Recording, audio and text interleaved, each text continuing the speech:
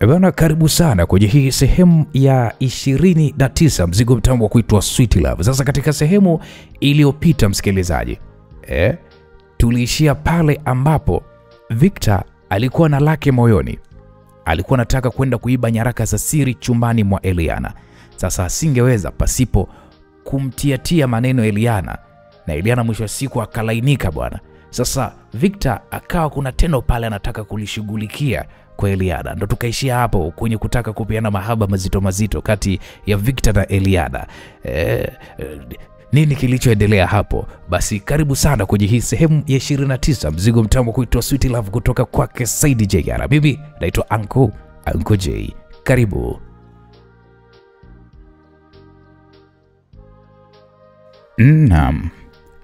Taratibu Victor alianza kuuchezea mwili wa mkewe. Tena kiufundi kweli kama alivyokuwa akifanya kwa miaka yote. Eliana alisisimka mwili mzima unaambiwa. Pumzi zito zilianza kumtoka huku sauti nyepesi ya miguu ya kimahaba ilikuwa ikimfuatia. Kadiri muda ulivyozidi kwenda ndivyo wawili hawa walikuwa wakizidi kuzama kwenye bahari ya mapenzi, huku kila mmoja akisahau kabisa ugomvi uliopo baina yao. Hakika mapenzi kwao ilikuwa ni jambo la kuwaunganisha pamoja, hata kwa hali yoyote ile. Usiku huo kwao ulikuwa ni kama paradiso ya ajabu kuwahi kutokea kwenye maisha yao. Mpaka wanamaliza tendo lao, Eliana alikuwa kachoka hoi. Hakuwa hata na nguvu ya kusimama pale kitandani.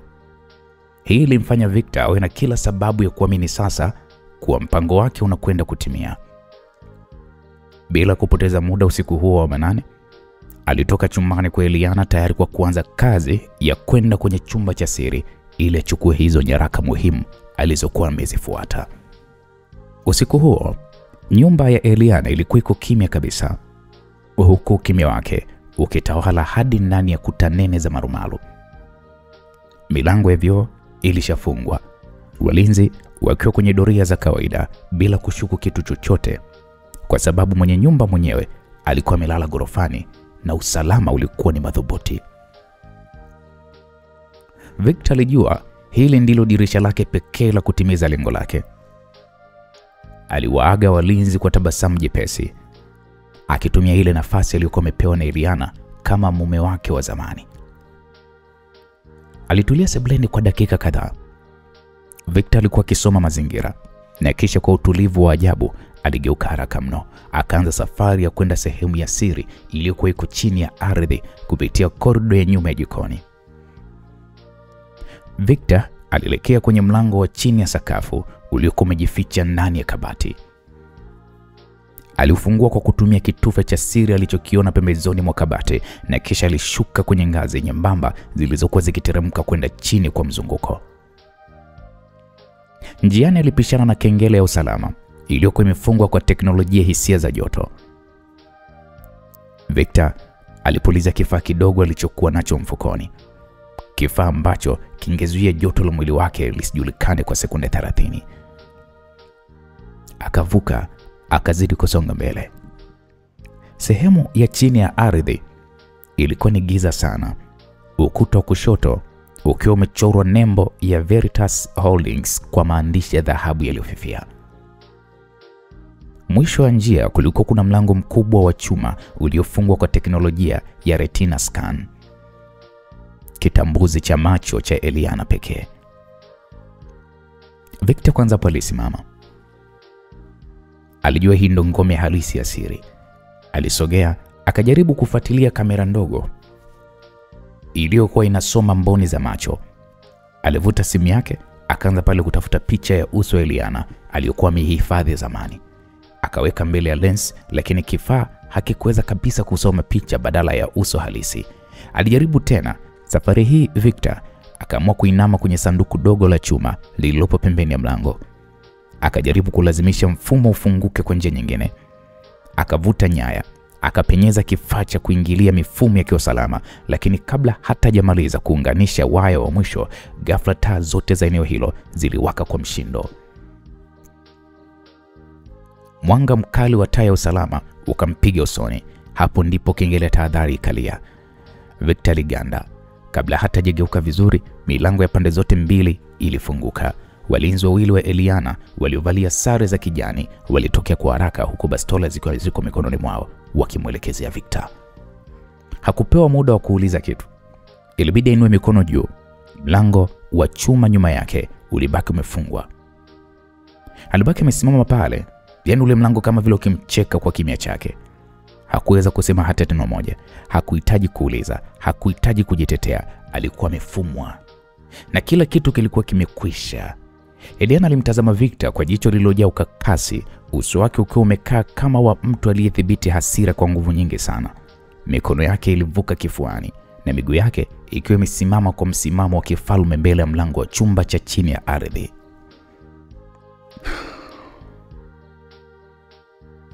Hivi ulidhani ya kwamba sijui kilichokuleta hapa Victor? Sauti yake ilivuma kwa ukali Eliana, ikirindima ndani ya ukumbi ule wa chini ya ardhi kana kwamba ilikuwa ni amri. Mashaka yangu yalikuwa sahihi kabisa, kwamba kuna kitu umekifuata na hatimaye imekuwa kweli. Victor alijikuta na meza mate kwa shida. Jasho jembamba lilimtoka shingoni. Uso wake ulipauka kama mtu aliyeshikwa na baridi kali usiku wa maporini. Hakuweza hata kumtazama Eliana machoni. Sasa nataka uniambie, unashirikiana na kina nani?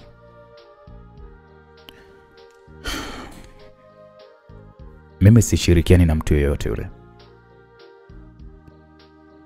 Victor alijibu kwa sauti ya chini, ni kama mtu anayejitetea mbele ya hakimu wa maisha yake. Eliana alisonya, akamsogelea hatua mbili karibu na kisha akamwambia Victor, hebu acha ujinga. Hivi ya kwamba unafikiri wewe ni nani? Kwa nini ulikuwa unataka kuingia ndani ya chumba changu cha siri? Wewe ni mwizi, sio? Niambie ukweli, pengine ninaweza nikakupunguzia adhabu yako. Ninakuambia ukweli. Sina ushirikiano wowote na mtu. Nimekuja kwa sababu ya nini Victor?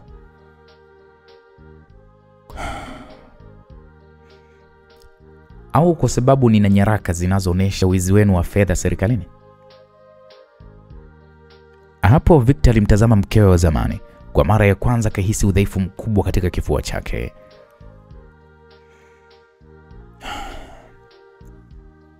Sijui chochote Eliana. Tafadhali, siwezi kusema kitu nisichokijua. Sitakudanganya. Kimya kilifunika chumba hicho kwa sekunde kadhaa.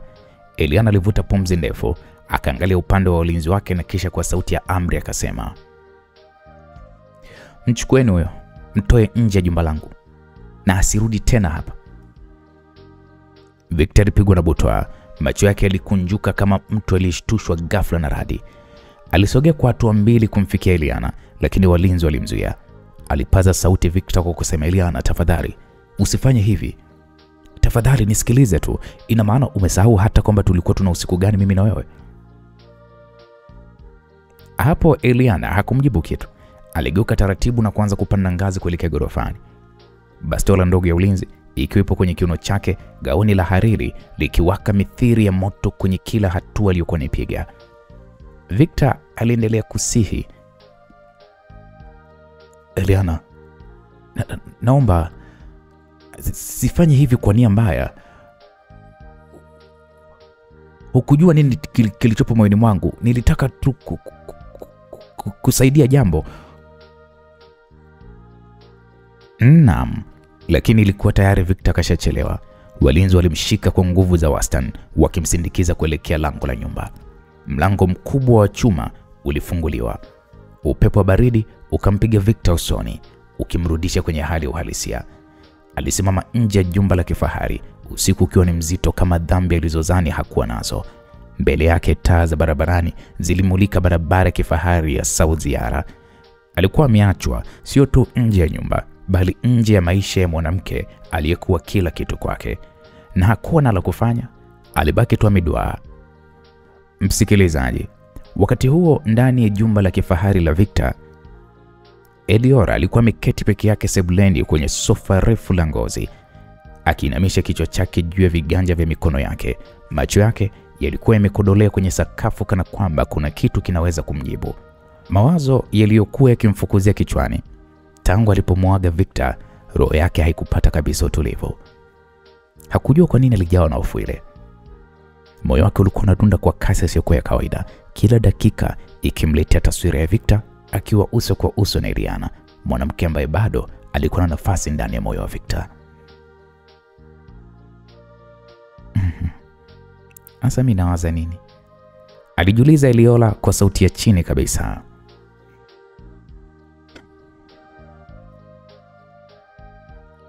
Victor ni mume wa mtu.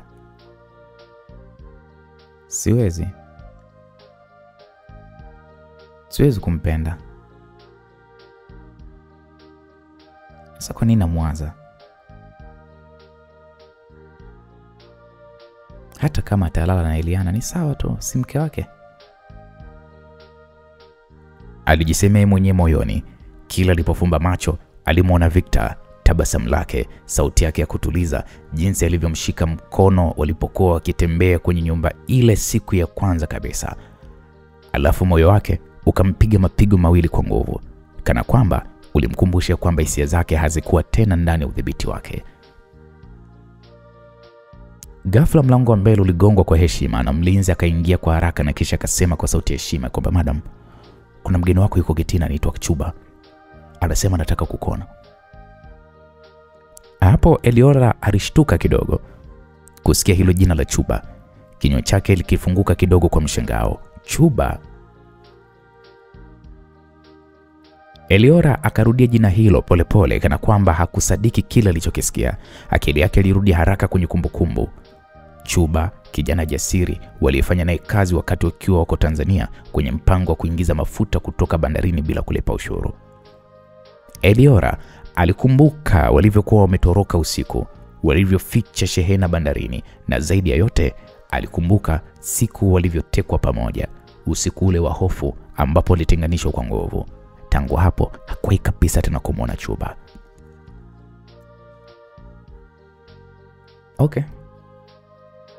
Mwongeze ndani haraka, Eliora alisema akiwa amesimama, sauti yake ikiwa imejaa msisimko usiotarajiwa. Baada ya dakika moja, Chuba alijitokeza mlangoni. Alikuwa na suruali nyeusi ya jeans, koti jeusi na kofia ya pama iliyokuwa imemfunika sehemu ya uso wake. Alipotazamana na Eliora, tabasamu dogo lilijitokeza kando ya midomo yake.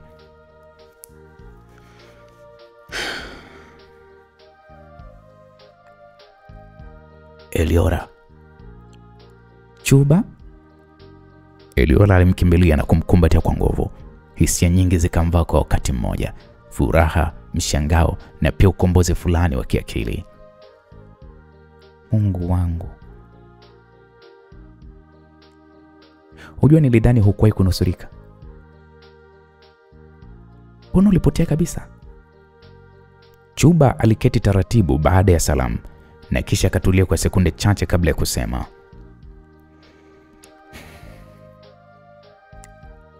sina muda wa kueleza kila kitu sasa hivi Eliora. Nimekuja kukuchukua. Lazima hapa uondoke usiku huu. Unamaanisha nini? Hii nyumba mimi ni salama, Chuba kuna walinzi, na hii ni moja ya mitaa ya kifahari zaidi ya Australia. Hapa ndipo sehemu salama kuliko zote. Hapana Eliora, hapana. Usalama wa sehemu hautegemei urefu wa ukuta au wingi wa walinzi. Kwa bahati mbaya, hapa si mahali salama kwako Eliora. Binafsi nimekutafuta sana Tanzania. Nilipogundua kwamba upo Australia, sikutaka kupoteza hata sekunde. Nimekufuata kwa sababu wewe ni mtu muhimu sana kwenye maisha yangu. Kuendelea kuishi na Victor, hii ni hatari zaidi kwako Eliora. Ina maana kwamba umesahau kilichotokea kwako wakati tuko Tanzania? Ilikuwa bado kidogo tu ufe kama sio mimi kuwahi kukuokoa pale mgawani. Una maana gani Chuba? Mbona sikuelewi? Kama hofu yako ni kuhusu mimi, mbona mimi niko salama tu hapa? Eliora, wewe kuishi na Victor haiwezekani. Nina siri nzito sana na nimeijua kuhusu wewe, lakini siwezi kukuambia tukiwa hapa. Mke wa Victor sio tu wa mchezo. Yule binti ni hatari, muda wowote anaweza kukusababisha matatizo. Na hata kama ukisema unampenda Victor, hilo litakuwa ni pigo kali la mateso kwako. Victor anampenda sana Eliana, na ikitokea kawa na wewe, basi ni kwa muda tu, ila moyo wake upo kwa Eliana. Chuba, nilitegemea umekuja na habari nzuri rafiki yangu, lakini naona unanivuruga tu. Victor amenisaidia mengi sana sana. Nawezaje kumwacha kienyeji namna hii? Na kwanza nitaenda wapi na wewe? Kumbuka hapa sio nyumbani Tanzania, ya kwamba hata kama ukiwa na buku mfukoni utanunua hata miogo ya kukaanga na maji ya kandoro kusogeza siku mbele. Hapa ni Australia. Ili kuishi hapa lazima uwe na pesa. Sasa utanipeleka wapi Chuba? Binafsi sitaki tena kufanya kazi haramu mimi. Eliora, sifanye hizo kazi kwa sasa hivi. Kama ni kuhusu maisha kwa sasa, mimi ninayo mazuri tu. Tena nina surprise yako Eliora. Surprise? Ndio. Nilipojua kwamba upo Australia, sikutaka kuja peke yangu. Nimekuja na mama yangu. Nipo naishi naye nyumbani kwangu. Chuba, unasema kweli? Mama yako anakusubiri kwa hamu kukuona binti yake. Sina maisha ya kifahari kama haya ya Victor, lakini tunaweza tukatafuta kilichokuwa cha kwetu cha kiuhalali Eliora, na sio kuishi hapa kwa mashaka. Ebu fikiria. Victor kakuacha peke yako ndani ya hili jumba. Yeye yuko na Eliana. Unadhani usiku huu watakuwa wanafanya nini kama sio kutafuta mtoto wa pili? Naam, kauli ile ilionekana kupenya ndani kabisa ya moyo wa Eliana. Alimtazama Chuba na kisha akasema,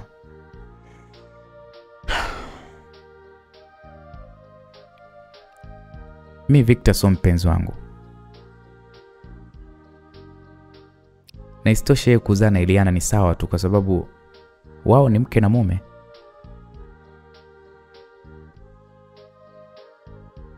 Eliora, nimekuwa na wewe kwa miaka mingi.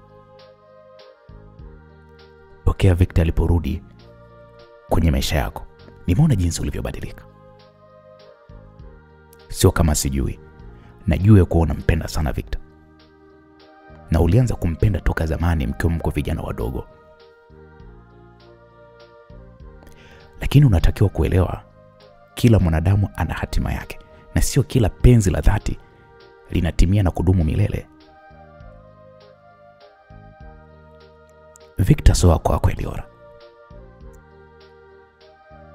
Kumpenda Victor ni kujiumiza tu nafsi. Nipo hapa kukutoa kwenye hiyo shida Eliora.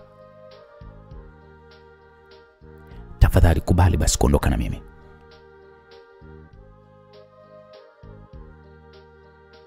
Msikilizaji, Eliora bado hakuwa tayari kwa hilo.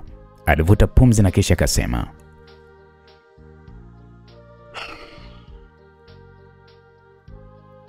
Chuba, ni vile tu humjui Victor vizuri.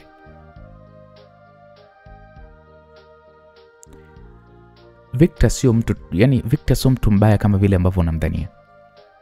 Maisha yangu yapo salama tu nikiwa na yeye. Alafu kwanza umesema unataka kuniambia siri ambayo inanihusu. Ni siri gani hiyo? Chuba alisimama na kuanza kutembea taratibu karibu kabisa na dirisha kubwa lililokuwa limefunikwa pazia refu jeupe. Aliangalia dirisha hilo kana kwamba alikuwa akihakikisha kwamba hawafuatiliwi na mtu.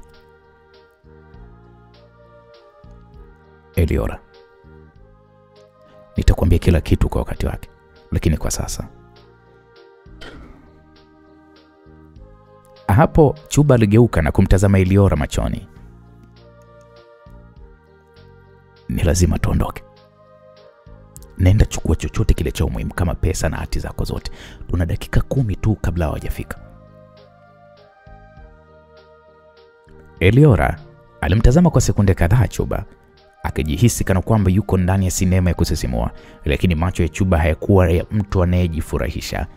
Aliamini kila alichokisema. Alikuwa anajua hatari inayokaribia. Aliposimama moyo wake ulikuwa na maswali mengi, lakini muda haukuwa rafiki, na kama ilivyokuwa miaka ya nyuma, usiku wa giza totoro kwenye ghala la mafuta, usiku wa tukio walipotengana, tena walikuwa pamoja na tena walikuwa wanakimbia. Safari yao mpya kwao ilikuwa inaanza, na hatima yake ilikuwa imejaa hofu isiyojulikana.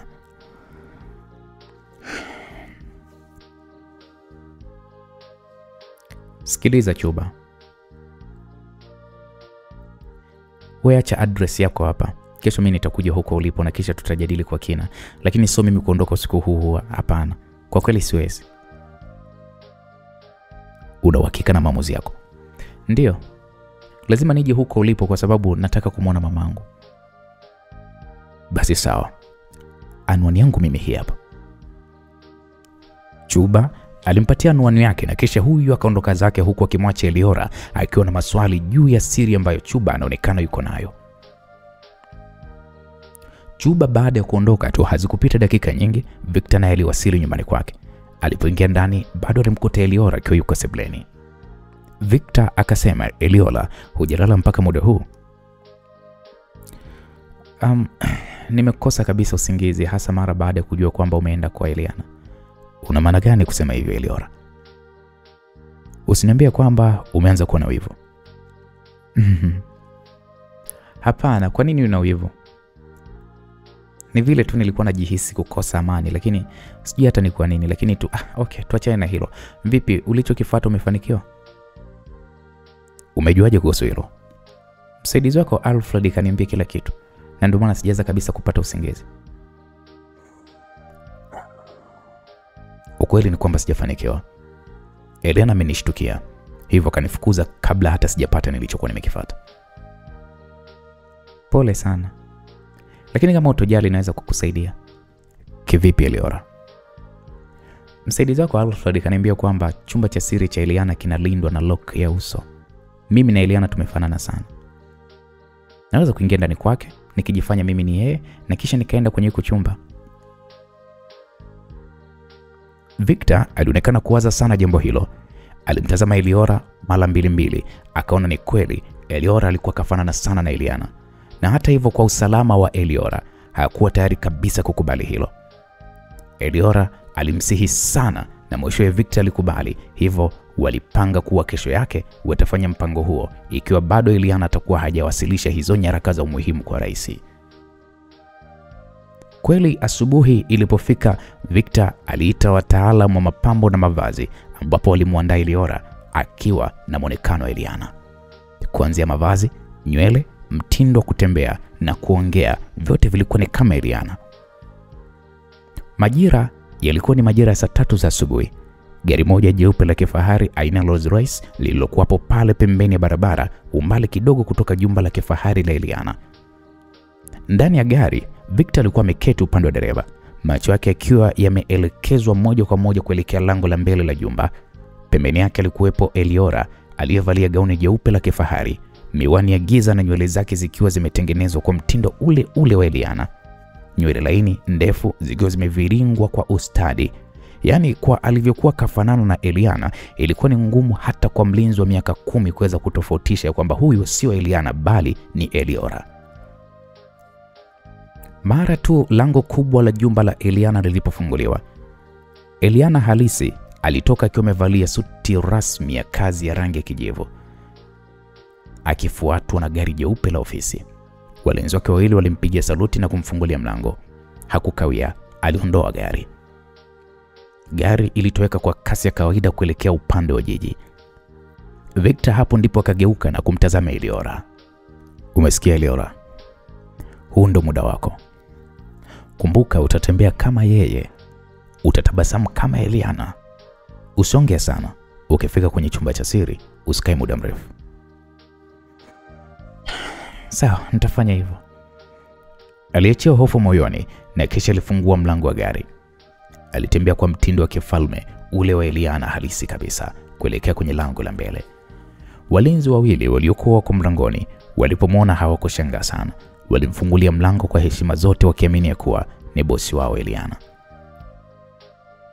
Eliora alitabasamu kwa wepesi Alinamisha kichwa kidogo kwa ishara ya heshima kama alivyowahi kuona Eliana akifanya. Aliingia ndani ya jumba lile. Kila kitu kilikuwa tulivu. Harufu ya maua ya vanila ilijaa angani, sakafu iking'aa kana kwamba haijakanyagwa hata kidogo. Eliora alipita taratibu akitumia maelekezo aliyopewa na Victor aliyekuwa mule ndani jana yake usiku. Haikuwa shida kwake kufika kwenye chumba hiko cha siri kwa sababu tayari Victor alikuwa ameshamchorea ramani nzima ya kufika huko. Alipofika mbele ya mlango wa chumba hiko, alielekeza uso wake kwa kioo cha face lock. Sekunde 3 tu, taa kijani iliwaka, ikimaanisha kwamba mlango umefunguka. Na kweli mlango kafunguka. Mapigo ya moyo wake Eliora yaliongezeka. Aliingia taratibu ndani. Ndani kulikuwa kuna kabati la mafaili, kulikuwa kuna kompyuta iliyozimwa, kamera ndogo za usalama na kabati la siri lililofungwa kwa digital lock nyingine. Eliora alianza kutafuta kwa uangalifu. Alikumbuka majina ya faili aliyoambiwa na Victor, akaanza kuchambua moja baada jingine. Na baada ya dakika kama 3, macho yake yakatua kwenye faili lenye maandishi mekundu, Confidential Global Fund Slope. Akalichukua fasta faili hilo, akaweka kwenye pochi yake ya mkononi. Alipotaka kutoka, akiwa anapanda ngazi za kurudi juu, kisigino cha kiatu chake kilijikuta kikijikwaa kwenye chuma kidogo kilichokuwa kimesimama pembeni ya ngazi. Eliora alidondoka kwa ghafla, kisigino chake kikigonga ukingo wa ngazi. Damu kidogo zilianza kumtoka. Aliinuka taratibu, akaendelea kupanda ngazi bila kubadilisha sura ya uso.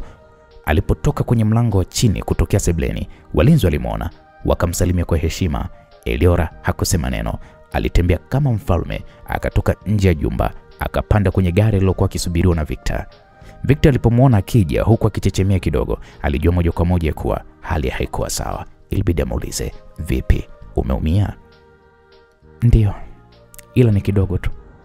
Eliora alijibu kwa sauti ya utaratibu, lakini mkononi alikuwa ameshika kitu cha muhimu zaidi kuliko hata iko kidonda. Faili lililokuwa lina ukweli mzito kuliko hata bomu.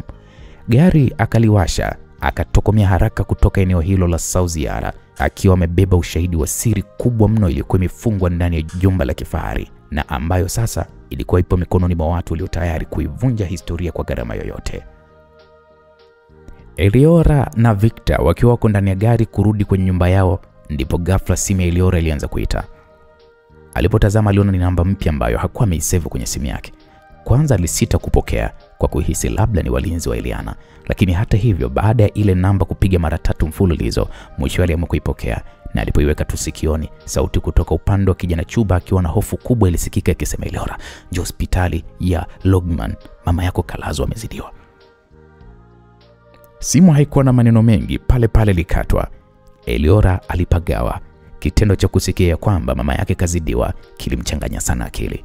Ilibidi kwanza Victor amtulize Eliora, na kisha wote kwa pamoja wakaelekea kwenye hospitali hiyo ambayo ilikuwa ipo kaskazini mashariki mwa jiji la Melbourne, Australia.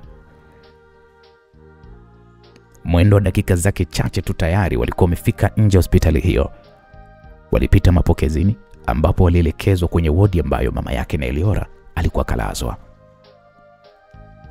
Walipofika walimkuta Chuba akiwa ameketi pembeni ya mama yake Eliora, aliyekuwa anaonekana tayari kabisa kashakata tamaa ya kuendelea kuishi. Eliora alijikuta akili kwa huzuni sana. Alitamani awe na uwezo wa kumponya mama yake maradhi ya saratani ya damu, lakini hakuweza. Haikuwezekana. Na mbaya zaidi, tayari saratani yake ilikuwa ipo kwenye stage mbaya mno. Stage ambayo ni ngumu sana kwa mgonjwa kupata matibabu.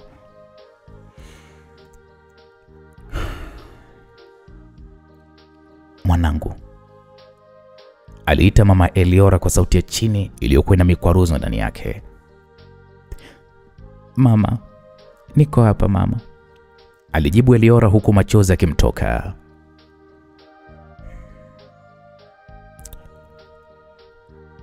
"Usilie mwanangu.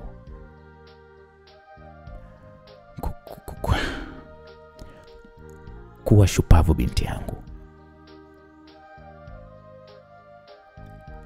Kifo ni wajibu kwa kila mwanadamu.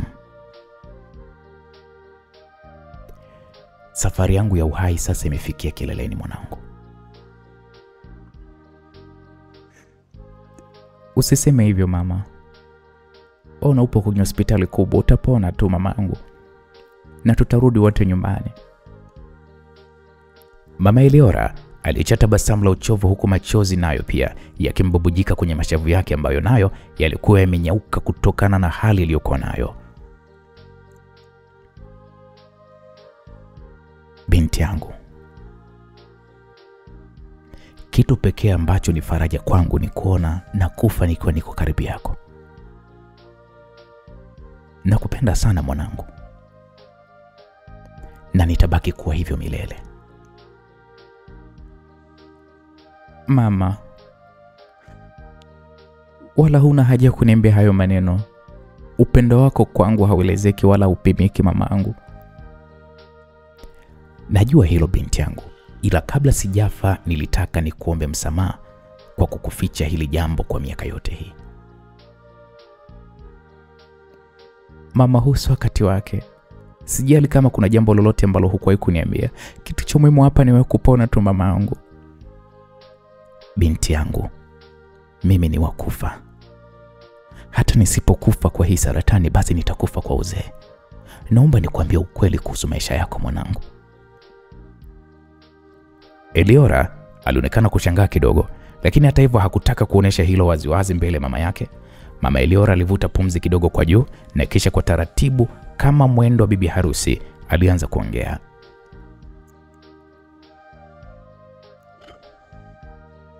Binti yangu, najua hili jambo litakuuma sana, lakini ndo ukweli halisi. Na kwa kweli naomba sana unisamehe mwanangu kwa kukuficha hili. Ukweli ni kwamba Eliora, wewe sio mtoto wangu wa kukuzaa. Naam, kauli hiyo ilipotua kwenye masikio ya Eliora ni kama vile iliularua moyo wake vipande vipande. Eliora alibaki akiwa anamtizama tu mama yake. Hakuelewa ni kwa nini mama yake anasema maneno hayo. Mama Eliora alivuta pumzi na kisha akaendelea kusema, ndiyo mwanangu, najua utashangaa sana binti yangu, lakini huo ndo kweli halisi. Sikutaka kukuambia hili mapema, lakini naona nafsi na nisuta kwa kukuficha hili kwa miaka yote hii binti yangu. Ni wakati wako sasa kutafuta ukweli halisi kuhusu historia yako na maisha yako, na kisha utaamua wewe mwenyewe kama ukubali ukweli na kuuchukulia kama hatima yako hapa duniani ama kuukataa na kuendelea na maisha yako. Mwanangu Eliora, kama nilivyokuambia, mimi sio mama yako mzazi. Mama yako mzazi anaitwa Eva Madinda. Kama ukimpata mama yako, basi utaujua ukweli wote. Utamjua mpaka baba yako mzazi ni nani na kwa nini walikutelekeza. Mama yake na Eliora alihitimisha hivyo kwa kukaa kimya. Wakati huo Eliora alikuwa na tafakari yale maneno aliyotoka kuambiwa. Kwa upande wa Victor, naye alionekana kama amepigwa na butwaa, hasa mara baada ya kusikia mama Eliora akilitaja jina la Eva Madinda. Jina hilo halikuwa geni kwenye masikio yake. Victor alikumbuka vyema ya kuwa aliwahi kulisikia wakati alipokuwa na Eliana wakimtafuta mtu aliyechoma moto mgawa wao. What? Inawezekana vipi hii? Jina la Eva Madinda si ndo jina ambalo Eliana aliwahi kuambiwa ya kwamba ndio mamake mzazi? Na sio yule anaishi naye Ikulu. Ina maana kwamba Eliana na Eliora ni ndugu? Ina maana kwamba wao ni mapacha na ndio maana wanafanana hivi? Lakini hapana, hii haiwezekani bwana. Naam, alijiwazia kijana Victor. Wakiwa wapo katika hali ya mshangao, ghafla mashine iliyokuwa inaonesha mirindimo ya mapigo ya mioyo ya mama Eliora ilianza kushuka chini kwa kasi. Mama Eliora alianza kutetemeka mwili mzima. Wote walitaharuki haraka sana, ilibidi pale umuite daktari. Wauguzi wawili walijitokeza kwa mbio wakikimbilia kwenye kitanda cha mgonjwa. Wakati huo, msikilizaji, Eliora alikuwa amejishika kichwa. Machozi yalikuwa yanamtiririka bila kujali tena. Alihisi miguu yake ikilegea kana kwamba dunia yote imemzidia. Sekunde chache baadaye, mlango ulifunguliwa kwa kishindo na madaktari watatu wakaingia, wakiongozwa na daktari mkuu mwenye muonekano wa ukakamavu, lakini uso wake ulikuwa umejaa taharuki. Move, weka oksijeni haraka, wekeni oksijeni, aliagiza kwa sauti kali. Victor alilazimishwa kusogea nyuma. Alikuwa amejishika kidevu, akitazama kwa wasiwasi jinsi miili ya wauguzi na madaktari ilivyokuwa ikizunguka kitanda, kila mmoja akifanya kazi kwa kasi ya ajabu mno. Mmoja alichomeka sindano ya dharura, mwingine akaanza pale kukandamiza kifua cha mama Eliora kwa nguvu, akijaribu kurudisha mapigo ya moyo. Muda huo Eliora alikuwa akitetemeka kwa hofu, mikono yake ikitetemeka vibaya mno. Alihangaika kutaka kwenda kumkimbilia mama yake amkumbatie, lakini Victor ilibidi amshike begani kwa nguvu na kisha akamnong'oneza kwa sauti ya kutetemeka ya kwamba tafadhali, hebu subiri.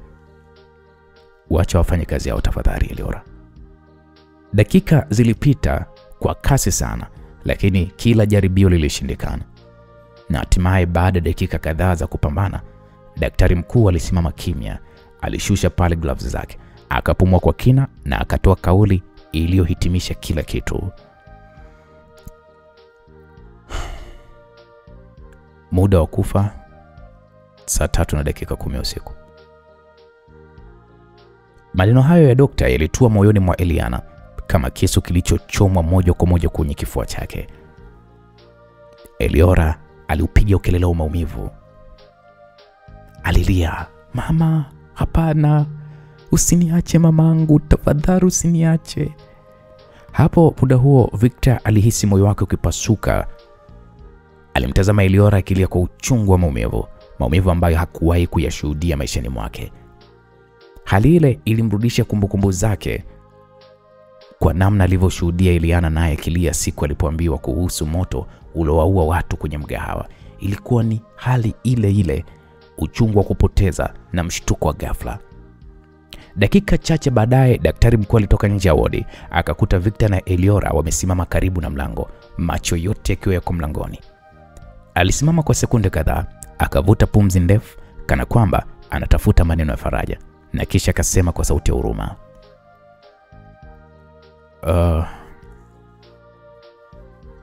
"Samanini sana. Tulijaribu kila njia ya kuokoa maisha ya mama yako, lakini Mungu kampenda zaidi. Tumempoteza." Naam, maneno hayo hayakumalizika. Eliora alianza kuhisi tumbo lake likichoma, kichwa kilizunguka ghafla. Alilia kwa sauti kubwa, "Hapana, hii haiwezekani. Mamangu alikuwa hai. Alikuwa akiongea na mimi muda mfupi tu uliopita. Sio kweli. Sio kweli hii." Victor alimshika mikono yote akijaribu kumzuia asianguke. "Eliora, tafadhali, hebu tulia. Tafadhali, usiache nguvu zikupotee, tafadhali." Muda huo tayari Eliora alikuwa ameanza kupoteza mwelekeo. Macho yake yalibadilika, yakawa mazito, pumzi zikapungua, na kisha ghafla mwili wake wote ulilegea mikononi mwa Victor.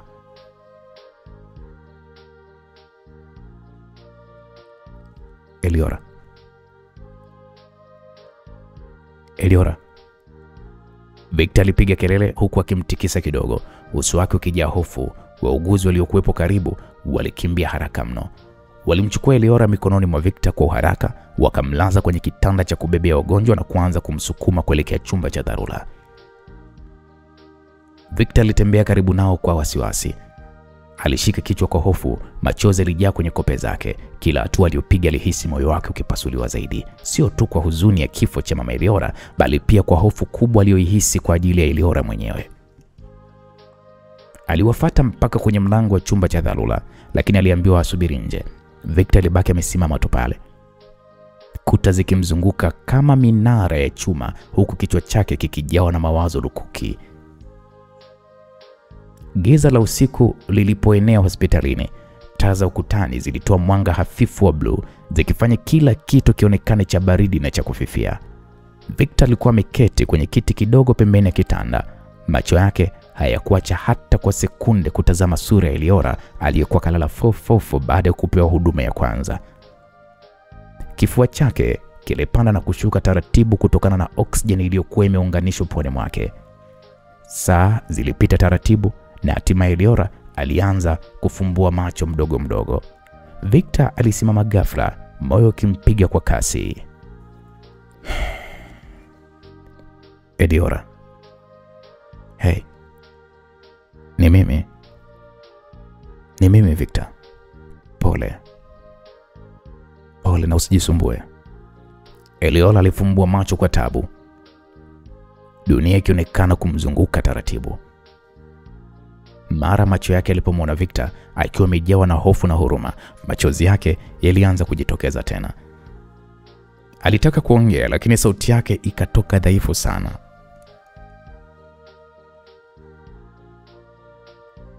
Mamangu Victor. Mamangu yuko wapi? Victor alipumua kwa kina, akawa kimya kwa sekunde chache kijipanga. Alijua hakuna maneno yatakayoweza kufuta maumivu ya ukweli huo.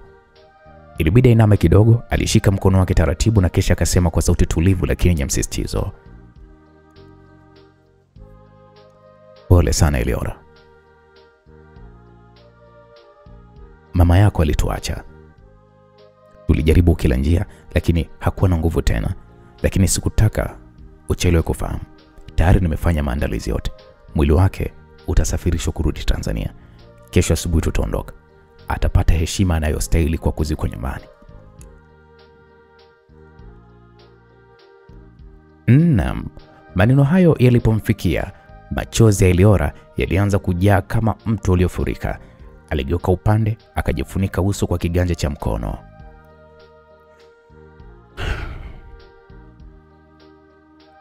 Victor. Sauti yake ilitetemeka.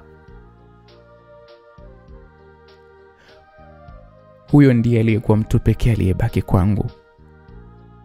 Huyo ndiye mtu pekee aliyebaki kwa kama ndugu yangu, rafiki yangu, kila kitu changu. Sasa sina mtu tena duniani, nimebaki peke yangu kabisa. Victor alihisi mapigo ya moyo wake yakibadilika. Maneno hayo yalimgonga kwa nguvu kuliko vile alivyotarajia. Alinama karibu zaidi, akashika mikono yake yote miwili, akaitia katikati yake kwa joto la faraja, na kisha akamwambia Eliora, sitaki kusema maneno matupu ya faraja. Najua uchungu huu ni mkubwa mno, lakini tafadhali usiseme tena kwamba umebaki peke yako. Kwa sasa mimi nipo. Mimi nitakuwa nawe daima na sitakuacha hata siku moja. Naam. Eliora alimwangalia Victor kwa macho yaliyokuwa mekundu kwa machozi, sura yake ikitetemeka. Lakini Victor, wewe tayari una maisha yako, unaye Eliana, wewe ni mume wa mtu mwingine. Mimi sina hata haki ya kukusumbua. Kwa nini naendelea kukusumbua hivi Victor?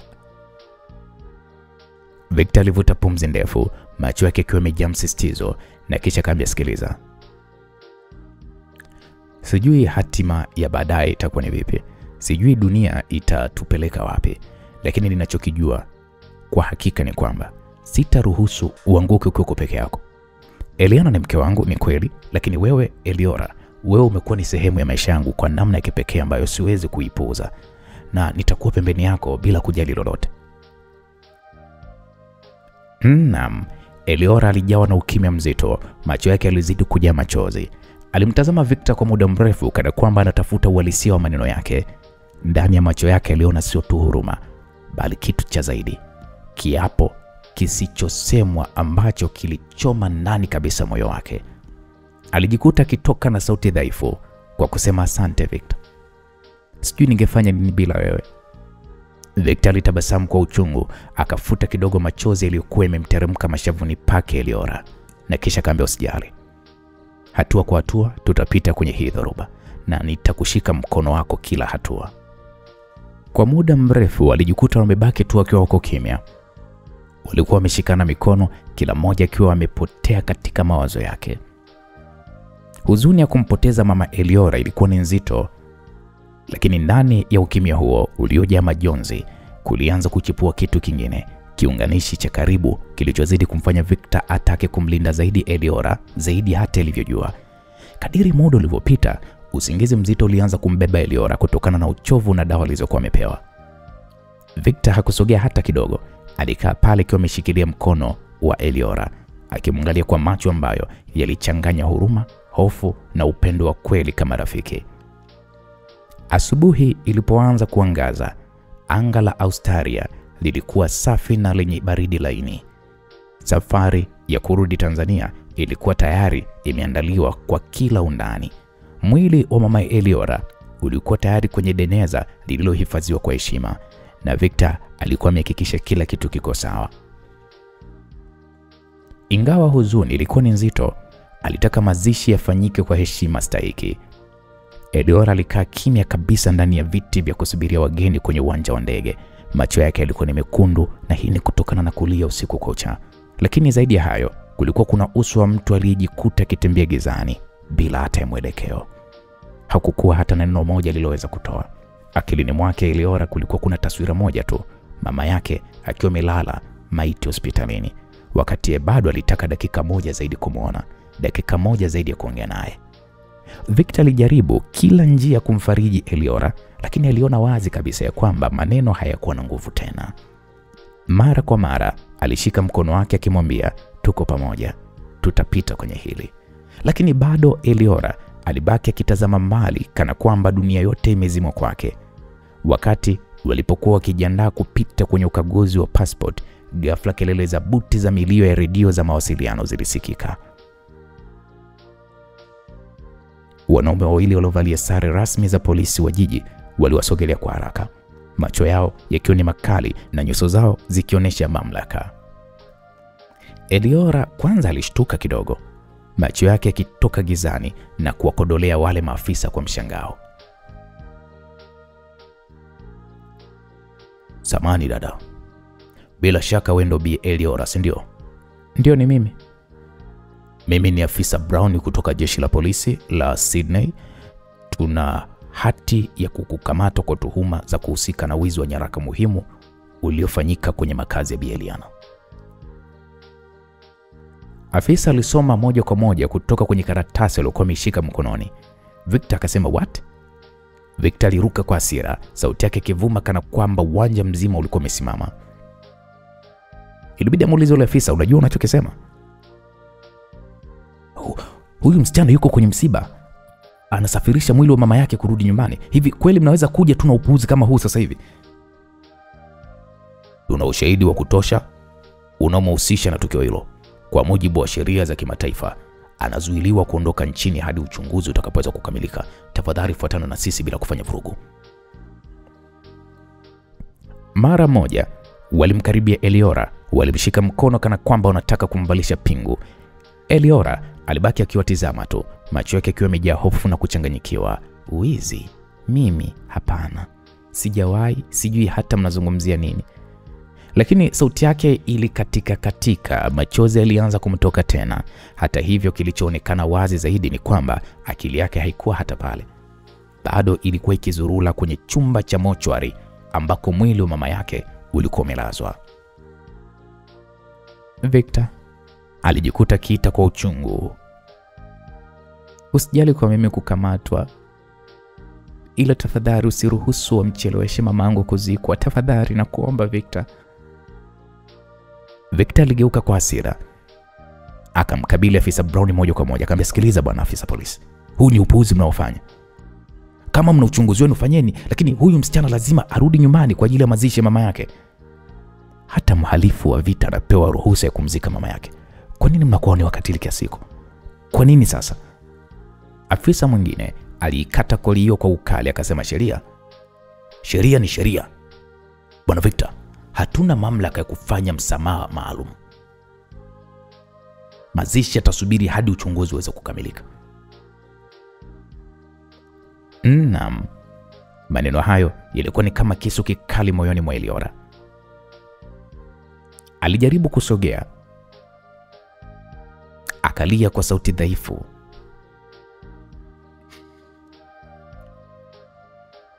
"Mamangu, tafadhali naomba msininyime nafasi hii. Huyo ndiye mtu pekee nilibaki naye. Kilio chake Eliora hakikubadilisha kitu. Victor alijawa na hasira kali kiasi kwamba mikono yake ilianza kutetemeka. Alikuwa tayari kuingia vitani kwa ajili ya kumlinda Eliora. Aliwashukia polisi wale kwa sauti nzito iliyotoka ndani kabisa kifua chake. Akawaambia, kama kweli mnadhani nitakaa kimya nikiona mnamzuia kumzika mama yake, basi mmejidanganya. Mimi nitapigania haki yake mpaka mwisho. Huyu msichana sio gaidi, sio jambazi, yuko kwenye msiba. Na kwa nini mnatumia mateso yake kumfungulia kesi zenu chafu? Kwa nini mnafanya hivyo?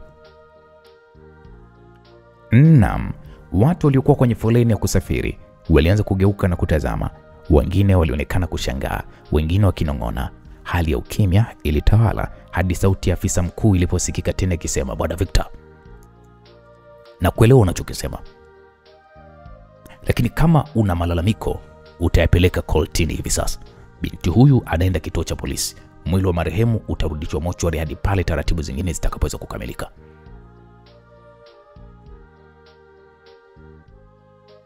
Victor alifinya meno yake akihisi damu ikimchemka. Aligeuka kumtazama Eliora ambaye sasa alikuwa amepoteza kabisa nguvu. Miguu yake ilitetemeka, macho yake yalikuwa yamezimika kana kwamba amekatwa kabisa kutoka ulimwengu huu. Victor alijaribu tena kusema kwa sauti dhaifu, kama mamangu hatozikwa kwa wakati, sijui kama nitaweza kuvumilia. Victor alimshika mabegani, alimkumbatia kwa nguvu mbele ya polisi, akamnong'oneza kwa sauti ya kuapa, hata kama dunia nzima itakuwa kinyume chako Eliora, mimi nitakuwa niko upande wako na nitahakikisha mama yako anazikwa kwa heshima, hata kama nitapigana na kila mtu hapa. Najua wanajaribu kukuumiza, lakini sitaruhusu wakumalize. Naam, kabla hajamaliza maneno yake Victor, polisi walimvuta Eliora taratibu, wakamwondoa mikononi mwa Victor. Sauti ya kilio chake ilivuma taratibu ndani ya uwanja wa ndege, ikibaki tu ikimchoma Victor kama mwiba uliozama moyoni. Na hapo safari ya mazishi ilisitishwa ghafla. Badala ya kuelekea Tanzania, walijikuta wanasukumwa ndani ya gari la polisi wakipelekwa kituo cha kati cha Sydney, huku mwili wa marehemu ukirudishwa mochwari ukisubiri siku nyingine ambayo haikujulikana itakuwa ni lini. Ilipofika mchana, baada ya kupitia masaa ya mateso kituo cha polisi, akishuhudia Eliora akizuiliwa bila hata nafasi ya kupumua, Victor alihisi damu yake ikichemka. Alijua wazi kabisa chanzo cha yote hayo si mwingine bali mke wake mwenyewe, yani Eliana. Victor alipanda gari lake bila kutazama nyuma, na kwa mwendo wa hasira alikanyaga mafuta kuelekea nyumbani kwa Eliana. Alipofika kuingia taratibu, alifungua mlango kwa nguvu na kuzama ndani kwa kishindo. Walinzi walitaka kumzuia, lakini kwa kutambua kwamba ni mume halali kabisa wa bosi wao, na istoshe bosi wao ambaye ni Eliana hakuwa amewapa katazo lolote la kumzuia Victor kuingia mle ndani, waliamua kumwacha tu. Eliana aliyekuwa ameketi sebuleni akiwa amevalia gauni lake la kifahari huku akinywa mvinyo kwa utulivu, alinyanyua pale macho yake kwa mshangao mdogo na kisha akatoa tabasamu la kejeli.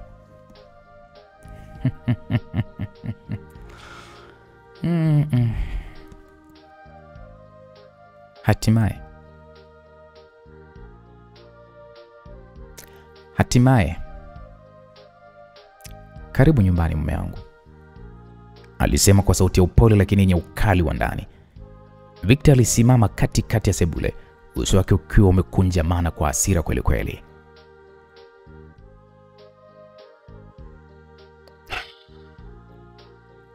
Eliana, wewe ni mwanamke wa aina gani?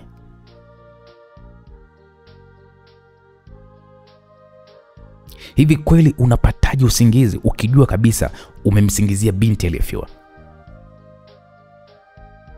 Umemnyima nafasi ya kumzika mama yake kwa amani. Huu sio utu, huu ni unyama. Kwa nini umefanya hivi Eliana? Yule binti kakukosea kitu gani? Ni kwa sababu anaishi na mimi kwa sasa? Hapo Eliana alicheka kwa dharau, akikunja mdomo wake kwa maringo. Unazungumzia unyama? Yaani wewe ndo unayesema hayo maneno? Ina maana kwamba wewe hufikiria hata kidogo Victor? Nifikirie nini? Nisikilize, sijaja hapa kupoteza muda. Futa mashtaka dhidi yake haraka iwezekanavyo.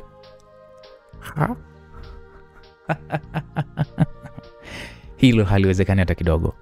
Alafu unadhani sijui kama ni yeye ambaye ameingia kwenye nyumba yangu na kuiba nyaraka muhimu? Nyaraka ambazo zingeweza kuwatia hatiani wahujumu uchumi wote wa serikali babangu, akiwemo huyo babako waziri. Alafu sasa hivi tunataka nikae kimya kwa sababu gani? Kwa sababu ana macho mekundu ya kulia, sivyo? Hapana Eliana. Hapana. Huwezi kunidanganya. Najua kwa macho yangu ya kwamba Eliora hana hatia. Hii ni chuki yako tu binafsi. Ni wivu wako tu, kwa sababu kila mara umekuwa ukiona jinsi alivyokuwa tofauti, jinsi alivyokuwa na moyo wa upendo wa kweli, kitu ambacho wewe umeshindwa kabisa kuwa nacho. Victor, unajua unanifurahisha sana Yaani mimi nimuonee wivu yule. Kwanza nimuonee wivu dhidi ya nani? Dhidi yako, mtu ambaye tayari nishakutoa kwenye ulimwengu wangu, mtu ambaye tayari nishakutoa kwenye malengo yangu. Sasa kama umeshanitoa kwenye malengo yako, mbona huombi talaka badala yake unakaa tu kumsumbua tu Eliora? Kwa lazima mimi niombe? Kama kweli ni kidume, mbona hunipi hiyo talaka? Usipotoshe hoja Eliana. Hii sio kuhusu mimi. Hii ni kuhusu utu. Mwanadamu yote mwenye moyo anajua hata mhalifu akifiwa anastahili kumpa heshima mama yake. Lakini wewe Eliana, umechagua kumfungia mlango wa heshima hiyo. Hata mimi nashindwa kukuona tena kama yule mwanamke niliye hapa kuishi naye. Wewe mbaki kwa kivuli tu cha tamaa zako na wivu wako. Kama unadhani nina wivu na wewe, basi akili yako inakudanganya sana Victor. Sikia, futa mashtaka kwa yule binti. Sifuti kitu. Eliora ni mwizi kama wezi wengine tu. Na kama ni wewe ndiye uliyemtuma, basi kaa ukijua nyote gereza litawahusu. Eliana, usinifanye nikafanya maamuzi magumu zaidi ujue. Victor, hebu acha vitisho vyako vya kitoto bwana. Unajua unasahau kitu kimoja. Hii sio sinema yako ya mapenzi. Hii ni dunia halisi. Yule msichana ni mwizi, na kwa sababu anafanana na mimi, alidhani anaweza kutumia mwenye huo kuingia mahali pasipo mstahili. Nimekuwa nikimchunguza siku nyingi tu, na sasa nimepata uthibitisho. Hii sio chuki, hii ni haki. Haki gani? Haki gani Eliana? Haki inayozuia binti kumzika mama yake. Haki inayomfanya mfiwa aliye kwenye korido za polisi badala ya mbele ya kaburi la mama yake. Usinidanganye. Hii ni tamaa yako ya kulinda fahari zako na heshima zako za kifeki. Naam, Eliana alinyanyua glasi yake ya mvinyo. Akaizungusha kwa upole kana kwamba hajali, na kisha akasema kwa sauti ya utulivu iliyokuwa hatari zaidi kuliko kelele yoyote. Victor, nimevumilia mengi. Lakini nakwambia ukweli. Siogopi kumwaga damu yangu kulinda jina langu. Huyo Eliora, usipomweka mbali, ataendelea kuwa doa katika maisha yetu. Usizani kwamba nitakubali kushindana na kivuli changu mimi mwenyewe. Una maana gani kusema hayo maneno? Kama unataka nifute haya mashtaka, basi kuna sharti moja tu. Sharti gani? Eliora anapaswa kupima DNA. Kupima DNA ili iweje? Mwizi aliyekuja kuchukua nyaraka ndani kwangu alijikwaa na tukakuta alama za damu. Wataalamu wangu wamepima hiyo damu, wameipima maabara kupata DNA yake. Kwa hiyo basi, kama unataka nifute mashtaka, basi Eliora anapaswa kupima DNA. Ikiwa haitofanana na ile tulioiona sisi, basi mtakompa huru kuendelea na mazishi yenu. Mpaka hapo Victor alielewa. Ikiwa hilo litafanyika, basi moja kwa moja Eliora atakutwa na hatia, kwa sababu ukweli ni kwamba yeye ndiye aliyeiba nyaraka hizo, na kama haitoshi, ni kweli wakati anatoka mwili ndani alijikwaa. Ilibidi Victor sasa awe mpole, kwa sababu mpaka hapo tayari aliona kwa vyovyote vile Eliora atakutwa na hiyo hatia. Sikiliza Eliana. Yaani hili swala kwa upande wangu naona sio swala la kufanya liwe kubwa kihivyo kama wewe unavyolifanya. Unaweza kulimaliza kiutu uzima tu. Nilijua tu Victor. kwamba unahusika na hili. Kwa hiyo kwa sababu yule hawara yako anafanana na mimi, ukaamua kumtuma ndani kwangu. Sio maana yake? Mke wangu, unajua ishi hapo. Mimi sio mke wako. Kwa kuwa nimekubamba sasa unajaribu kuleta vijimaneno vyako vya kimahaba. Basi maana yake, sikiliza mwanaume. Wewe umetaka vita na mimi? Basi tuendelee kuicheza hii vita. Kwa sasa naanza na huyu hawara yako na kisha nitakuja kukumalizia wewe. Eliana, hivi unafikiri mimi ningefanya nini sasa kama sio kumtumia Eliora kuja kuiba zile nyaraka ndani kwako? Siwezi kukaa naona babangu anaenda kuangamia kwa sababu ambayo naweza kabisa kuizuia. Babako anapaswa kuwajibika kwa makosa yake. Amekuwa kihujumu uchumi wa nchi yetu kwa miaka mingi mno. Okay, sawa. Ila kama unazungumzia hilo basi hata wewe pia, hata mama yako na pengine hata mheshimiwa rais, na wao pia wanapaswa kuwajibika kwa makosa yao. Makosa gani? Mimi na familia yangu ni wapigania haki ya taifa letu. Ni kweli hilo liko wazi, lakini haina maana kama hamna makosa kwenye maisha yenu. Kwa mfano, wewe ulitaka kumua mdogo wako wa damu kabisa Pifa, kitu ambacho kimepelekea maisha yake yote anaishi na ugonjwa wa akili. Lakini nani kakuhukumu kwa hilo? Mbona unapeta tu na maisha hapa Australia na mamako anapeta tu na maisha Ikulu ya Tanzania? Victor, hayo yalikuwa ni mambo ya zamani, na istoshe mamangu alishatubu na tunamlea vyema tu huyo Pifa. Kama ni hivyo basi hata babangu pia anaweza kutubu pia na maisha mengine yakaendelea. Hii kesi tofauti Victor. Babako waziri amefanya mambo mabaya mengi. Alikuwa akishirikiana na waasi wa Kongo na Sudani kuiba dhahabu za Tanzania na kisha kuiuza kwenye soko la kimataifa kwa maslahi ya kibinafsi. Amekuwa akitakatisha mamilioni ya fedha za Watanzania ambao wamekuwa wakilipa kodi kwa uzalendo, lakini yeye anajinufaisha tu kwa maslahi yake binafsi na familia yake. Alafu sasa hivi unataka nikae kimya? Sio maana yake. Vipi kama tutalipa fidia? Kwa hela gani ulionayo Victor? Usitaki kujua kwa hela gani, ila tambua tu kwamba tunaweza tukalipa fidia. Pesa zote ambazo babangu amechota serikalini zitarudi. Okay, sawa, fanya hivyo tuone. Sawa, ila futa mashtaka kwa Eliora. Anapaswa kwenda kumzika mama yake Tanzania. Mashtaka siyafuti, labda urudishe kwanza kile ulichomtuma aje kuiba. Okay, sawa, nimekubali. Piga simu Eliora aachiwe polisi. Yaani unaongea kana kwamba mimi ni mgeni kwako Kana kwamba sikujui tabia zako. Sikiliza baba watoto, leta faili hapa, kesi inafutwa hapa. Simu yangu moja tu kwa mwanasheria wangu, kila kitu kinabadilika. Victor hakutaka kuendelea kujibizana na Eliana. Alimpigia simu msaidizi wake Kasim, ambapo alimueleza ya kwamba alete lile faili pale pale nyumbani kwa Eliana. Kweli baada ya takriban dakika kama 30 hivi Kasim alifika akiwa na lile faili. Alimkabidhi Eliana, ambapo Eliana alikagua kwanza kama taarifa zote zipo kama zilivyokuwa. Na baada ya kuona taarifa zote zipo kama ilivyokuwa, alishika simu yake na kisha akampigia mwanasheria, akamwomba afute mashtaka dhidi ya Eliora. Victor baada ya kuthibitisha hilo, alianza kutoka mule ndani, lakini kabla hajafika mlangoni, Eliana alimsemesha akamwambia, wewe, hebu subiri kwanza. Unataka nini tena Eliana?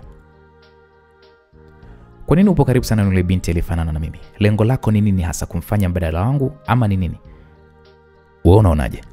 Naona kama vile unajidanganya tu kwa sababu hakuna wakuwa kama mimi. Yule ni kopi tu na sio Eliana halisi kama mimi. Okay, sawa, ngoja tuone basi itakavyokuwa. Alijibu Victor na kisha akatoka pale na Kasimu kuondoka mule ndani. Wakiwa kwa njiani, Kasimu aliamua kumuuliza bosi wake, tunafanyaje sasa bosi? Kwa sasa tutadili kwanza na mazishi ya mama Eliora. Mkuu, vipi kama Eliana atamua kumchoma baba yako kwa mheshimiwa rais? Hata sijui Kasimu itakuwaje, lakini kwa upande fulani imani yangu inaniambia Eliana hana mpango huo. Yeye hasira yake ni mimi. Kwa hiyo anajaribu tu kufanya hivyo kwa sababu anajua kupitia hilo mimi nitaumia, lakini pia tutafirisika. Lengo lake anataka tuwe maskini. Kwa hiyo una uhakika hatopeleka lile faili kwa mheshimiwa rais? Imani yangu inaniambia hivyo, lakini hata hivyo hatutabweteka tu bila kufanya jambo. Tuma vijana wetu wamfuatilie kwa ukaribu zaidi ili tujue ana mpango gani zaidi tofauti na huu wa kupeleka nyaraka kwa rais. Walikwenda mpaka kituoni ambapo walimchukua Eliora, na kisha Victor na Eliora wakaanza safari ya kwenda airport kwa ajili ya kurudi Tanzania, huku Kasimu yeye akisalia pale pale Australia. Safari nzima Eliora alikuwa na huzuni sana. Victor hakuchoka kuwa tumaini lake la moyo. Hii ilimfanya Eliora ajihisi faraja kwa kiasi fulani. Walifika Tanzania ambapo walifanya taratibu zote za kumpumzisha mama Eliora kwenye nyumba yake milele. Victor alikuwa mstari wa mbele kuhakikisha msiba wa mama Eliora unafanyika kwa heshima inayostahili. Naam. Usiku ulikuwa ni mzito. Upepo mdogo ukipuliza taratibu ukipita juu ya miti ya mwembe iliyokuwa imezunguka nyumba ya wageni aliyokuwa mikodi Victor maeneo ya Mwenge. Taa chache za ukumbini zilikuwa zimetulia, zikipenya mwanga hafifu ndani ya sebule iliyokuwa iko kimya kama makaburi. Nje, sauti za vyura na randa za usiku zilikuwa zikichanganya hewa ya huzuni iliyokuwa imejaa baada ya mazishi ya mama Eliora. Wakati wa usiku, wakiwa hapo Mwenge, Eliora alikuwa ameketi kwenye kiti cha mbao, macho yake mekundu yakiwa yamevimba kwa kulia mchana kutwa. Mapigo ya moyo wake yalibeba huzuni nzito. Alihisi pengo kubwa la mama yake ambaye kwa miaka yote alikuwa kama ngome ya upendo. Victor alikuwa ndani akizungumza na wageni wachache waliokuwa wamebaki, huku akihakikisha kila kitu kiko sawa. Kwa mbali, Chuba alikuwa amesimama akimtazama Eliora kwa umakini. Aliona jinsi machozi yake yalivyokuwa yakilowesha mashavu yake, jinsi alivyoonekana dhaifu na mpweke. Baada ya kusita kwa muda, alijisogeza pale taratibu. Alipofika karibu, aliinama kidogo na kisha akasema kwa sauti ya upole,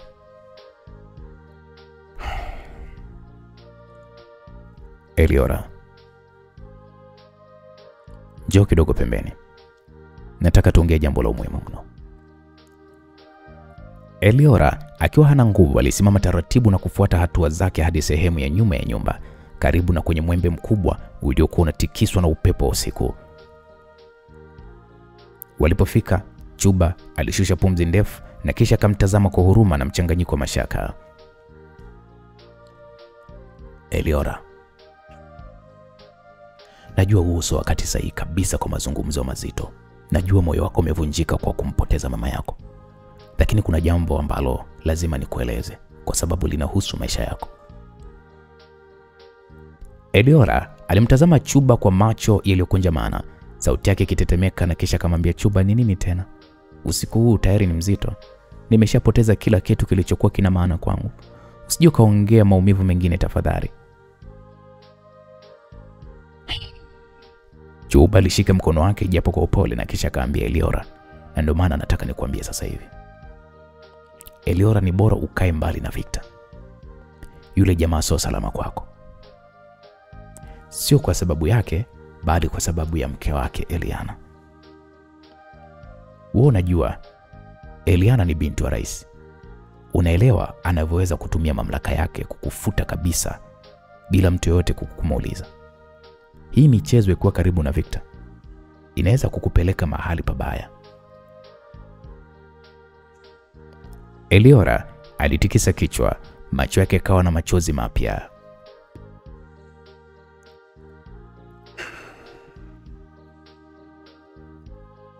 Hapana Chuba, siwezi kufanya hivyo. Victor amekuwa kama nguzo kwangu. Wakati wote wa mateso ya ugonjwa wa mamangu, wakati wote wa safari ngumu ya maisha yangu, ni yeye aliyekuwa nami. Amenipa nguvu, amenipa faraja. Siwezi kumwacha, siwezi kumweka mbali. Hana hatia. Chuba alishusha pumzi ndefu, akawa kimya kwa sekunde chache kabla ya kuzungumza kwa sauti ya maumivu iliyokuwa imefichwa.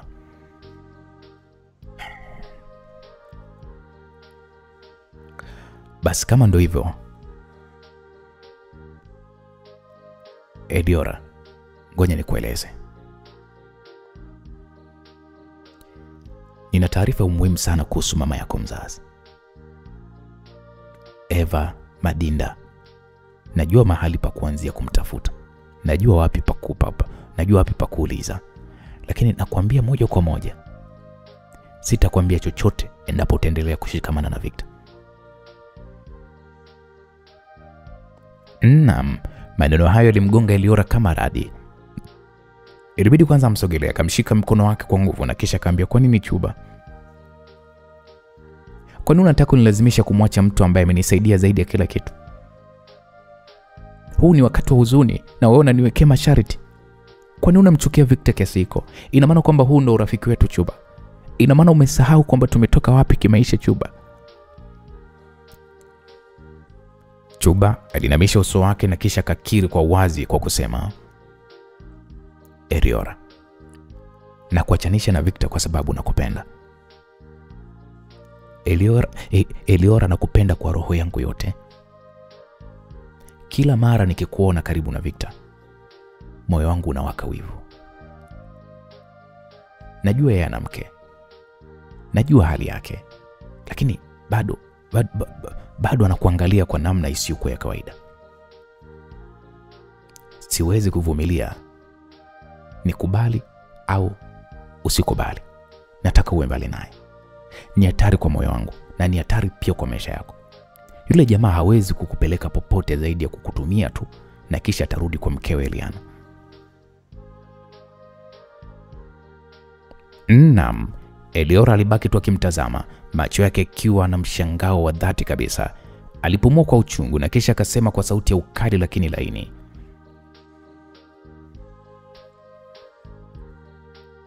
"Chuba, wewe ni rafiki yangu na nimekuchukulia kama kaka. Mtu wa karibu niliweza kumwamini katika kila hatua. Lakini sio zaidi ya hapo. Hayo unayosema mimi sijai kuyaona kwako. Sitaki kupoteza urafiki wetu, lakini pia siwezi kubadilisha moyo wangu ghafla. Victor ni mwema sana kwangu, na hata kama sina mapenzi naye, bado sitaki kumuona kama adui.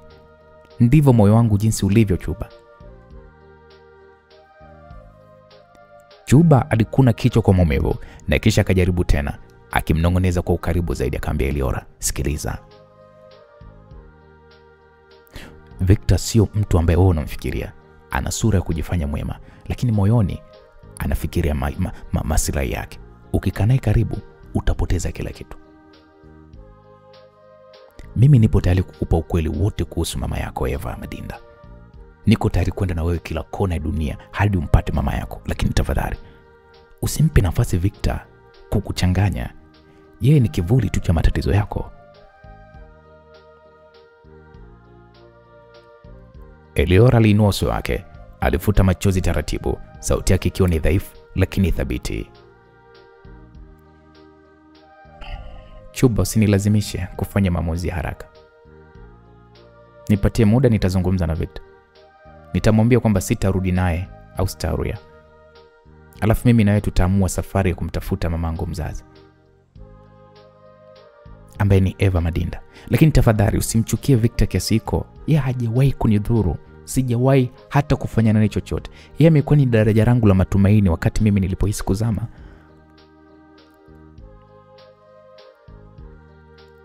Chuba alinama, alishika mikono ya Eliora kwa nguvu zaidi kana kwamba anataka kumkaba kwenye maamuzi. Akamsikiliza, "Ninakupa muda." "Eliora, nakupa muda, lakini kumbuka kila sekunde unayokaa karibu naye ni hatari sana kwako.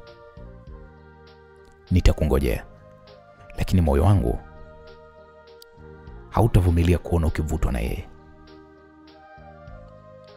Naam, kimya kilitawala tena. Upepo ukapita taratibu, ukitikisa matawi na mwembe kana kwamba unashuhudia ahadi ngumu iliyofungwa katikati ya huzuni ya usiku. Eliora akiwa bado mfiwa, moyo wake ulipiga kwa maumivu ya kumpoteza mama yake. Alijikuta sasa akikabiliwa na mzigo mpya, kuchagua kati ya urafiki wa Chuba na msaada wa Victor na siri nzito ya mama yake mzazi Eva Mazanda iliyokuwa bado iko gizani. Asubuhi ilipochomoza taratibu, jua lilipenya dirishani mwa nyumba ile waliokuwa wameikodi kwa muda. Nyumba ilikuwa tulivu, ila hewa ya huzuni bado ilitanda kutokana na mazishi ya jana. Meza ya chakula cha asubuhi ilikuwa imeandaliwa na mpishi aliyesaidia kwa siku chache. Harufu ya chai ya moto, chapati na mayai iliambatana na sauti za ndege waliokuwa wakicheza juu ya miti ya mwembe. Eliora alishuka ngazi taratibu, akiwa amevalia gauni la rangi nyeupe lililompa taswira ya mtu dhaifu lakini mwenye uthabiti ndani yake. Uso wake bado ulionekana umechoka, huku macho yake yakiwa ni mekundu kwa kulia usiku kucha. Victor tayari alikuwa amekaa mezani akimsubiri, na kwa heshima alimkaribisha, njoo kae Eliora. Alisema kwa sauti ya upole kwamba angalau ule kitu kidogo, mwili wako umechoka sana. Eliora alikaa kimya. Alichukua kikombe cha chai mkononi mwake. Alishangaika kulimeza joto lake, akihisi moyo wake umepasuka vipande vipande. Kulikuwa kuna jambo kubwa lililokuwa likimuumiza ndani na kuweza kulizuia tena. Alimnyanyulia macho Victor, akavuta pumzi ndefu na kisha akasema, Victor. Sauti yake Eliora ilivuma kwa uoga.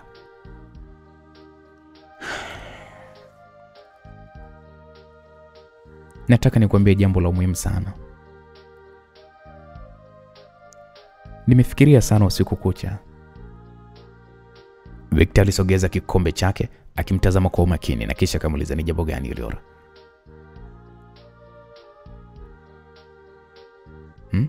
Ni jambo gani Eliora? Unaonekana kama ni mzito kutaka kuniambia.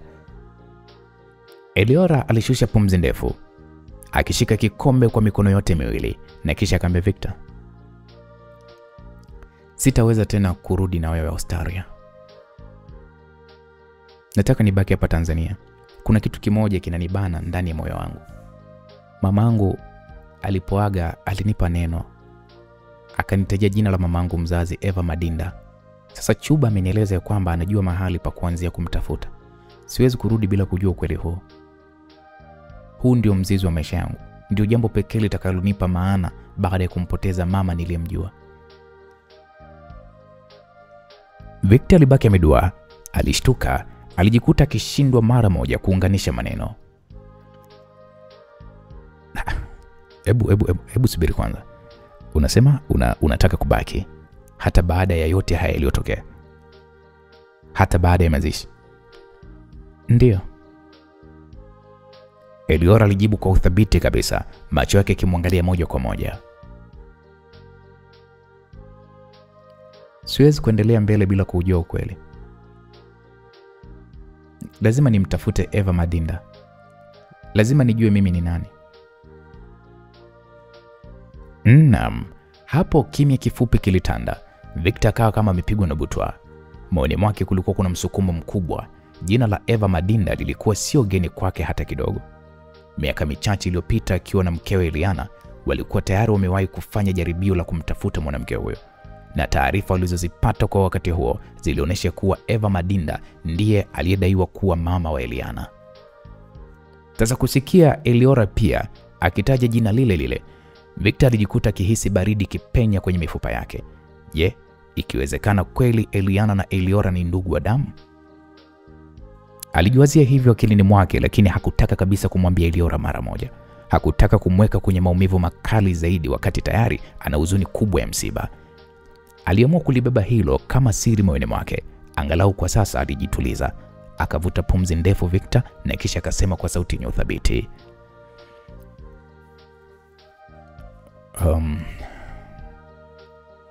Eliora, unajua siku ulitarajia hili, lakini kama ni hivyo basi niko upande wako. Siwezi kukuacha peke yako katika hii safari. Hata mimi sitarudi Australia hadi tuwe tumepata majibu. Lazima tuangalie ukweli hadi mwisho. Una maana gani kusema hivyo Victor? Wewe huwezi kuhairisha maisha yako yote kwa ajili yangu. Una mke wako, una majukumu yako Victor. Ni kweli nina mke. Ni kweli nina majukumu. Lakini Eliora, nimekuwa karibu sana na safari yako. Nimeona maumivu yako, nimeona mateso yako. Siwezi kukuacha sasa hivi. Jina hili la Eva Madinda pia linanigusa. Kuna jambo nilipata kulihisi zamani sana na nataka nione mwisho wake. Kwa hiyo niko hapa, nitabaki Tanzania mpaka ukweli ujulikane. Kwanza sina maelewano mazuri na huyo Eliana kwa sasa. Kwa hata kama nikirudi Australia, hakuna kitakachoweza kubadilika zaidi ya kero tu kuendelea kukerana. Naam. Eliora macho yake yalimtizama. Moyo wake ulijawa na hisia mchanganyiko. Kwa mara ya kwanza alihisi sio tu msaada, bali nguvu kubwa ya mtu aliyekuwa tayari kubaki naye hata kwenye njia ya giza. Kwa upole Eliora alisema,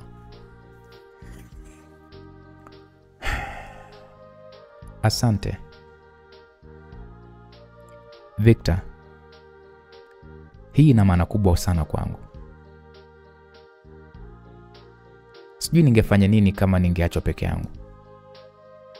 Victor alitabasamu kwa uchungu, akigusa mkono wake juu ya meza. Nisikilize, hautakuwa peke yako Eliora. Sitaruhusu wewe kuanguka. Tutapambana pamoja hadi tumjue Eva Madinda ni nani. Na kwa nini amekuwa kivuli kinachotuzunguka wote. Naam, lakini hapo moyoni mawazo ya Victor yalikuwa ni moto kweli kweli. Kama kweli Eva ni mama wa Eliana na pia ni wa Eliora, basi siri hii inaweza kuivunja familia nzima. Lakini sina budi kujua ukweli kwanza kabla sijamueleza yeyote. Hayo ndio alikuwa anajiwazia Victor. Kilio cha ndani cha Eliora na siri nzito moyoni mwa Victor vilikuwa kama kamba zinazowavuta wawili hawa zaidi. Meza kifungua kinywa ilikuwa kimya kwa muda, lakini kimya chenye ahadi kubwa. Safari mpya ilikuwa imeanza. Baada ya mazungumzo yale mazito ya asubuhi, meza ya chai ilibaki na kimya cha sekunde chache. Victor na Eliora walikuwa bado wanatafakari maamuzi mapya yaliyokuwa yamefanywa. Eliora aliona kama mzigo mkubwa umeondoka mabegani mwake baada ya kumwambia Victor uamuzi wake wa kubaki Tanzania kumtafuta mama yake mzazi Eva Madinda. Victor naye alikaa akimtazama Eliora, macho yake yakionyesha uthabiti wa mtu aliyetamka neno lisiloweza kubadilika. Lakini kimya hicho kilikatishwa ghafla pale mlango wa mbele ulipogongwa kwa nguvu na kisha wakafunguliwa bila hata kusubiri ruhusa. Ni Chuba ndiye aliyeingia, macho yake yakimwangalia Eliora kwa umakini, kana kwamba alikuwa na hofu kubwa ya kumpoteza. Asubuhi njema, alisema kwa sauti iliyobeba msisitizo wa mtu asiye na subira. Eliora, njoo tuende, kuna mambo nataka tuanze kuishughulikia mapema. Safari ya kumtafuta Eva haiwezi kusubiri. Hapo Victor aligeuka na kumtazama huyo Chuba kwa utulivu, lakini ndani ya macho yake kulionekana cheche za tahadhari. Alimjua Chuba hakuwa tu rafiki wa kawaida kwa Eliora. Kuna hisia nzito zilizokuwa zikicheza ndani ya moyo wake, na hilo lilimfanya awe mwangalifu zaidi. Lakini kabla hajaongea, Eliora alinyanyuka pale taratibu, akamwangalia Chuba na kisha akamgeukia Victor.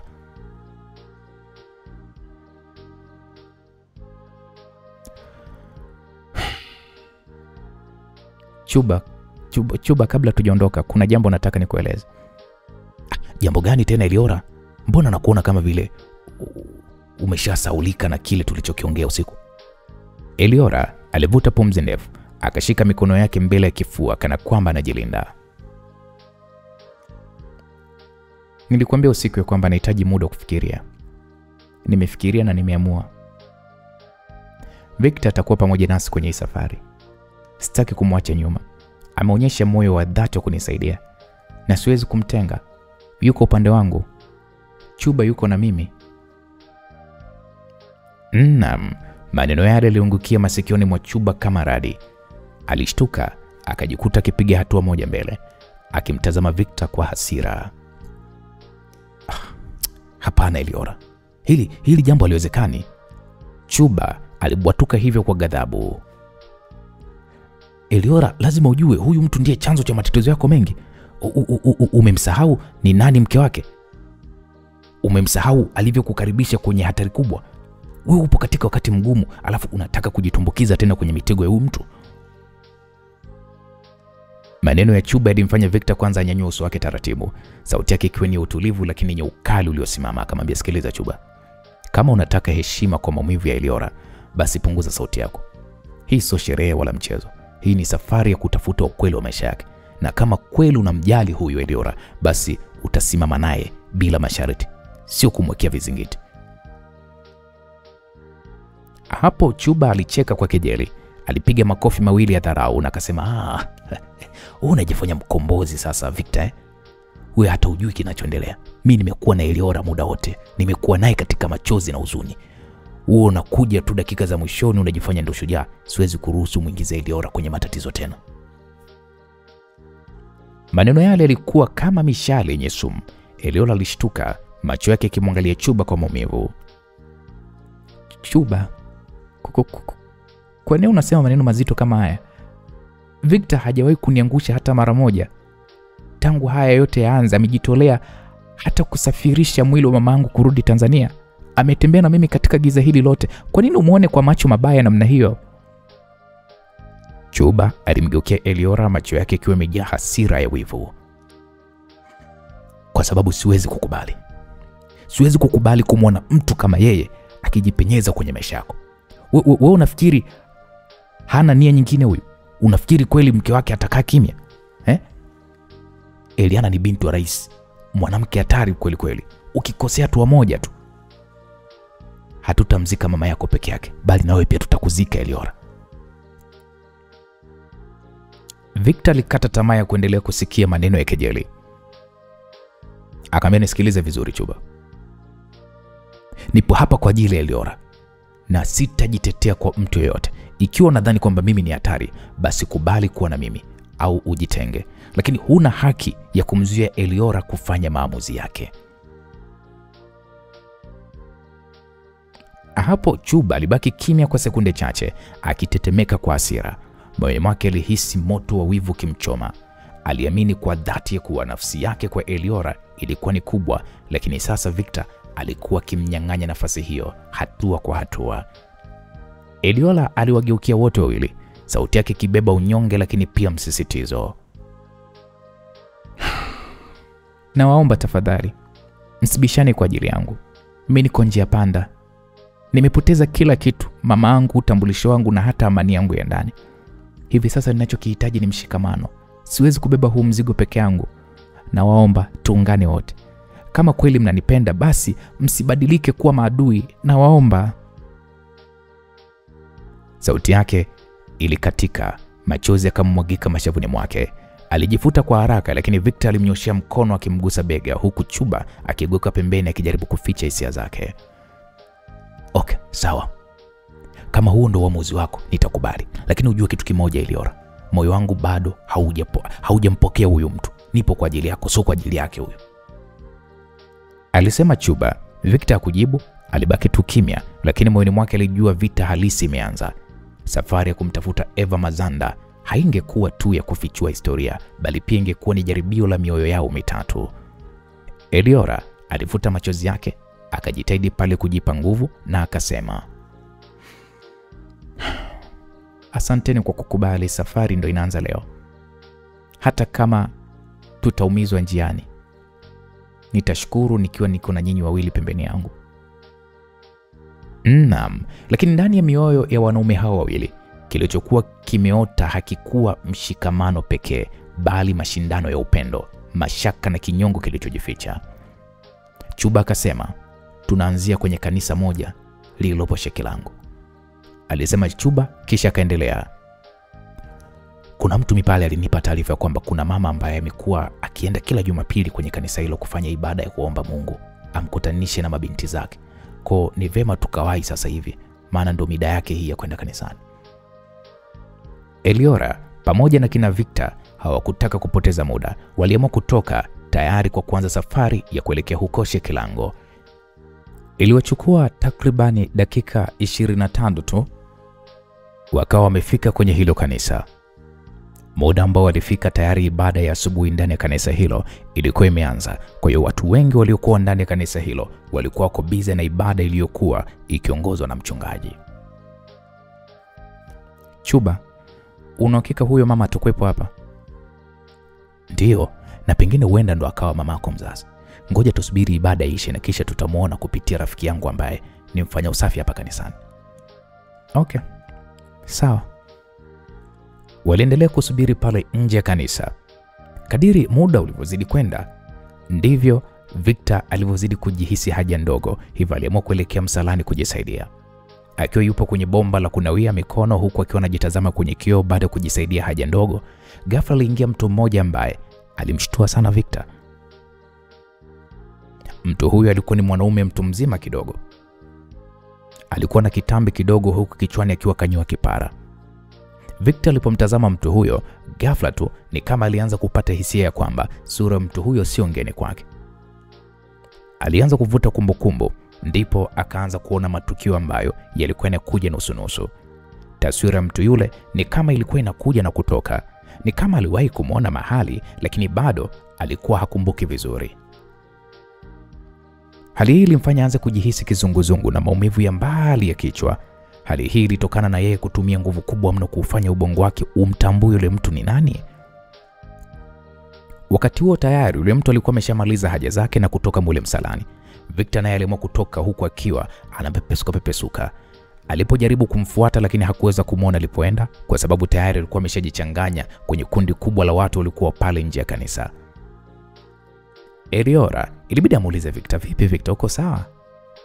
Eliora aliuliza, na hii ilikuwa ni mara tu baada ya kumuona Victor akipepesuka. Wewe, hebu kaa kwanza chini, kunywa maji haya, kunywa maji. Victor alikunywa maji huku akili yake ikiendelea kufikiria tu taswira yule mtu. Eliora alionekana kumjali sana Victor, kitu ambacho kilimkera sana Chuba. Wewe kama uko sawa nenda hospitalini bwana, hapa tupo kazini, usije ukatuharibia kilichotuleta hapa. Aliongea Chuba lakini Victor hakujibu. Eliora alidakia kwa kusema, Chuba, hivi huwezi kuwa na huruma hata kidogo? Huoni kama Victor hayuko sawa? Sasa yeye kama alijijua afya yake ni mgogoro, kwa nini amekuja huko? Hebu kaa kimya Chuba, Eliora alisema, na kisha akamtazama Victor na akamuuliza, vipi tukupeleke hospitalini? Hapana, hakuna haja, niko sawa Eliora. Lakini unaonekana hauko sawa. Victor alitulia kwa muda kama vile anawaza jambo, na ndipo akasema, Eliora, nahisi kumbukumbu zangu zimeanza kurudi. Hizo ni habari njema Victor. Niambie kitu gani ambacho umekikumbuka? Kuna mtu nimemwona kule msalani. Sijamkumbuka vizuri lakini sura yake sio ngeni. Yeye ndiye aliyekuwa dereva wa lori lililonigonga mimi.